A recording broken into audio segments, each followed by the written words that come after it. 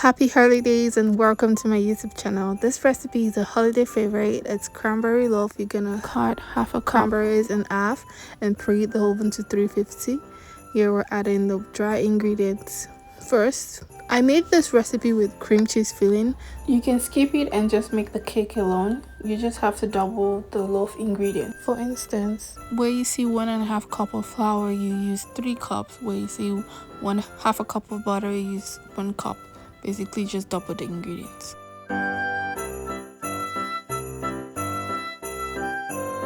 Add in the eggs one at a time and gently mix as you add.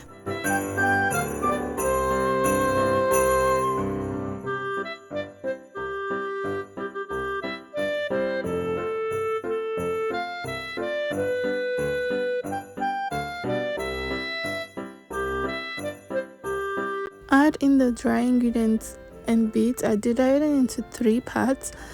Don't add it all at once. It helps to incorporate everything well, and also you can watch the texture and make sure it's as fluff. The dough remains fluffy.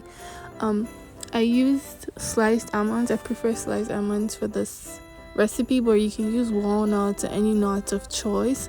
I just really think it goes better with sliced almonds. Again, you can skip this entire part and not do the cream cheese filling, but I just felt like it's the holiday, why not be extra? But if you don't want the cream cheese, it's fine. You don't have to do it. Just make a double portion of the actual loaf and you're good to go.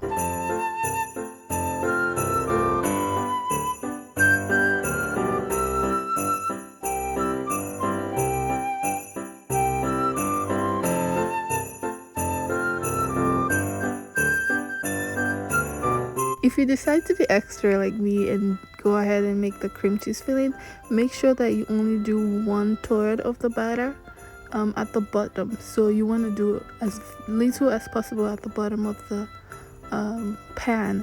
I only did 1 scoop and straightened it out, flattened it out before adding the cream cheese filling. You need enough batter at the top. So because we whipped the cream cheese filling very well, it's quite light, so you need to take 1 scoop at a time and just plaster it in little bits. Just plaster it on top of the cream cheese filling and we're good to go.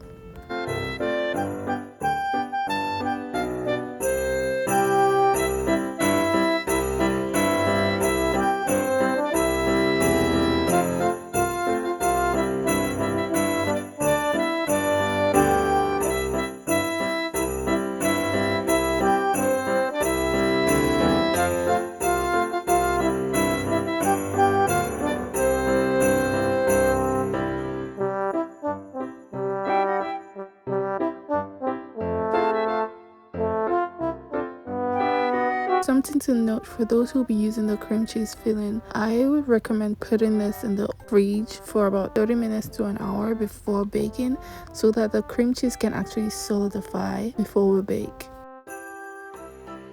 And we're gonna top it up with some more sliced almonds or whatever nuts you choose for garnish.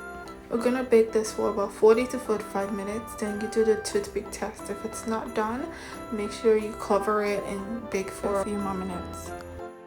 Allow to cool down before you serve. And when I say this is a must-have for the holidays, it is so delicious. Thank you for watching. I hope you try this recipe. Please subscribe if you haven't, and I'll see you next time.